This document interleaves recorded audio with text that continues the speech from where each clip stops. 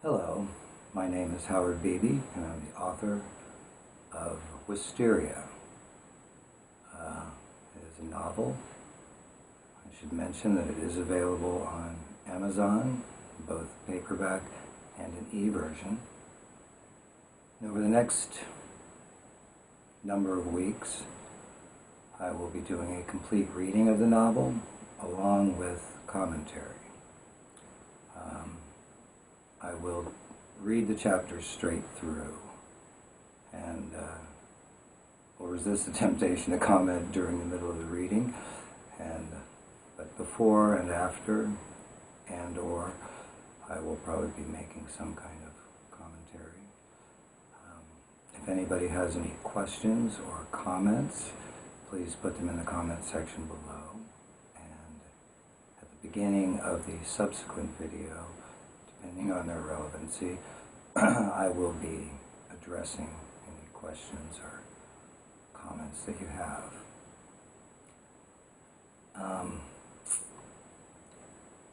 I thought about different ways of doing this presentation, making it more professional, or a little more slick, but I decided to make this a rather casual reading. I'm going to try not to do any edits, unless I have a major coughing fit or my dog starts going crazy in the next room. So if I happen to clear my throat or stumble over a few words, please bear with me. Just imagine that you're sitting in the living room with me, listening to the tale.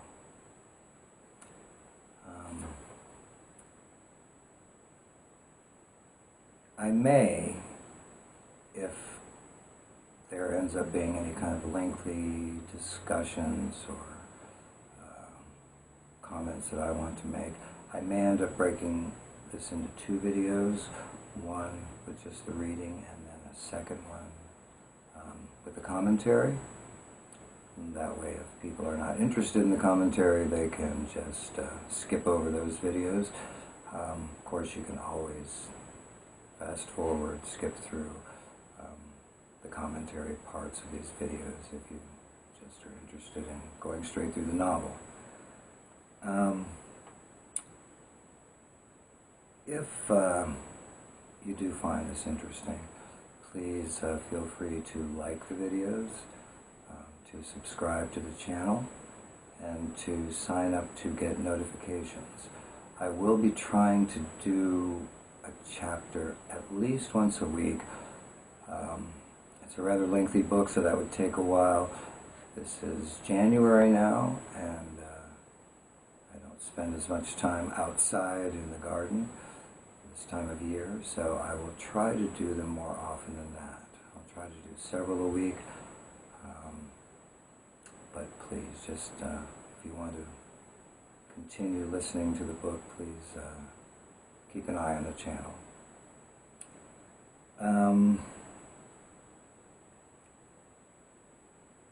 The only thing I'll say to start out is that the book is a work of fiction. However, it is inspired by my personal experiences with a phenomenon known as lucid dreaming. We can discuss that later, but basically it is the phenomenon of dreaming while one knows that one is dreaming. That is being perfectly aware that what you are seeing in front of you, as real as it seems at the time, you know that it is a dream. And this leads to some rather remarkable possibilities. I think that I will begin.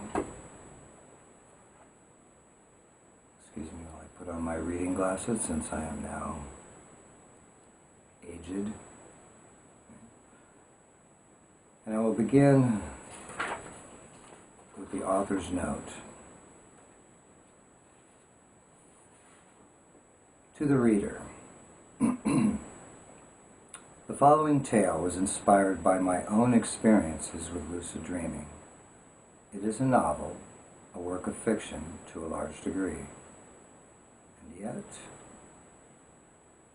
it is a truthful account of what might be.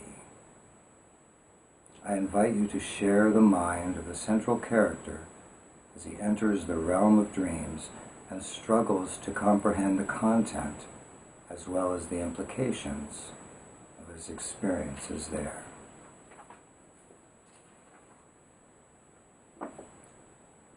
Prologue. Will opened his eyes and stared for a moment at the pale blue ceiling. Yes, he was back in his room and in his bed, and the sunlight peeking through the small gap in the curtains told him it was now well into the morning. He breathed deeply and smiled. Not only had their mission succeeded, the conflict plaguing their dreams for so long had been resolved, finally, and for good. Wysteria could return to what it always should have been, a place of unlimited freedom, unencumbered by strife. As he lay there, reflecting on what the future now held for them, Will caught a scent. The scent. Lilacs. His impulse was to look for her, but that couldn't be the source. Not here, not in this world. Though the blooms in his yard had long since faded, he glanced at the window. As he expected, it was shut. He'd closed it last night, fearing that some noise outside might jar him awake before their task was complete. Then where was it coming from? Was it a phantom fragrance drifting across the border between his two worlds? Will sat up and scanned the room, but saw nothing that might explain the sweet aroma. Could it be, he thought? He slowly lowered his eyes, and in utter disbelief, gasped.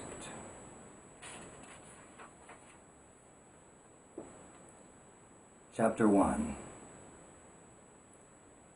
Though it seemed far longer, it was only weeks ago that Will had his first lucid dream, a waking dream, as it's sometimes called. He was sitting in his bedroom, reading over a paper he'd finished earlier that evening. It was late, and his eyes were growing tired. He closed them, leaned his head back in the comfortable chair, and began to doze off. Sleep soon took him, and within minutes, he slipped into the world of dreams. He suddenly found himself standing in the middle of a narrow cobblestone street, lined on each side by a row of quaint buildings, 2 or 3 stories tall. It was a foreign, yet somehow familiar scene, rather storybookish, like a fanciful version of an old neighborhood in a European city. There were pedestrians strolling in both directions, dressed in clothes that could only be described as old-fashioned, ranging anywhere from early colonial to late Victorian. 3 women passed by, all wearing full ankle-length skirts and simple white blouses. 2 young men standing in front of a doorway wore gray wool trousers and short brown jackets. Farther down the street, he saw a more elegantly dressed couple walking arm in arm, the gentleman in a black frock coat and tall leather boots, his lady wearing a long red dress with a high collar and fitted sleeves. Will frequently had vivid dreams, but this was altogether different. Difficult to describe to anyone who hasn't had the experience. As real as it all appeared, he was fully conscious that it was just a dream. He kept expecting to see his surroundings turn to black and disappear, for in the past, the moment he realized he was dreaming, he would immediately wake up. Strangely enough, however, this wasn't happening. Is this really a dream? Will asked himself. It was difficult to believe that the solid-looking world surrounding him existed only in his head and not out there. He looked down at his feet. Yes, those were his shoes. He stamped his right foot firmly on the stone surface and felt the impact. It certainly felt real, both his foot and the pavement. Will then looked at his hands. He stared at his palms for a moment, then rubbed his fingers together and squeezed them into a fist. It felt like his body, and yet it couldn't be, for his body was asleep in his bedroom. He was sure of that. How can this not be me, he wondered, struggling to comprehend what he was experiencing. He knew he hadn't been transported to another place or time in the waking world. There was something different about the quality of this experience. Objects in the foreground seemed clear and vivid, almost too vivid, while the scene in the background appeared somewhat out of focus and fluid. This was not real, nor was it a vision, mystical or psychotic. He was certain it was a dream. It's magical, he thought, looking around him. Assuming he'd be dragged from this world at any moment, Will tried to take in as much as he could. He wanted to make sure he'd remember all of it before he woke up. But as the minutes passed and the scene remained stable, he began to think that he might have some time here. And if so, then this was an extraordinary opportunity, one that shouldn't be wasted. What should I do? He asked himself aloud. The sound of his own voice startled him, and he suddenly felt self-conscious, standing as he was in the middle of the road, looking completely lost and out of place. I must look odd to these people, he thought, for he was dressed in the clothes he'd been wearing earlier that day. Jeans, a blue short-sleeved shirt, and white tennis shoes. But the citizens seemed to take little notice of him. No one said a word as they passed by, though a few made brief eye contact and flashed friendly smiles. Then, Will noticed a young woman, quite pretty, perhaps in her early 30s, with thick, shoulder-length blonde hair and clear blue eyes. She was dressed in the local fashion, wearing a long green skirt and a white blouse with full sleeves gathered at the wrist. But unlike the other citizens on the street, she was staring directly at him as she approached. When she reached him, the woman stopped and curtsied, lowering her eyes, then looked up at him and smiled. "I believe you want to go that way, my lord," she said, pointing down the street to his left, which he felt for some reason was west. Unsure how to respond, Will gazed at her lovely features, thinking how strange it was that she wasn't flesh and blood. How beautiful, he thought, and for a moment he was tempted to kiss her, just to see what it would feel like. Of course, under normal circumstances, such an act would be unthinkably rude, bordering on criminal. However, she was not a person, but a figment of his sleeping mind, and therefore could not be offended. Then it hit him. He could do anything he wanted. Anything. He couldn't insult or harm anyone here because, regardless of how real they seemed, they were illusory, only characters in his dream. Nor could he be harmed. He could jump from the tallest rooftop and suffer no injury because none of this was real. Here, in this world, there was no reason to feel any shyness, apprehension, or guilt. He needn't feel fear of any kind. It was as if he'd become a superhero or a god. Like a soft breeze blowing away all his cares, a wave of joy passed through Will's body. He felt purified, and exhilarated and absolutely free. The woman took his right hand in both of hers. Her touch was soft, warm, and deeply comforting. "I must take my leave," she said. "Of course," he replied, now smiling broadly. "And I do believe you want to go that way," she told him again. He wanted to ask why, but simply said, "Thank you." She released his hand, but he held on to her fingers. Lifting the back of her left hand to his lips, he kissed it gently. His lovely creation smiled, and Will saw a slight blush appear on her cheeks. "Enjoy the lovely day," she said, disengaging her hand and offering another gracious curtsy. As she turned and began crossing the street, a faint halo of colored light surrounded her.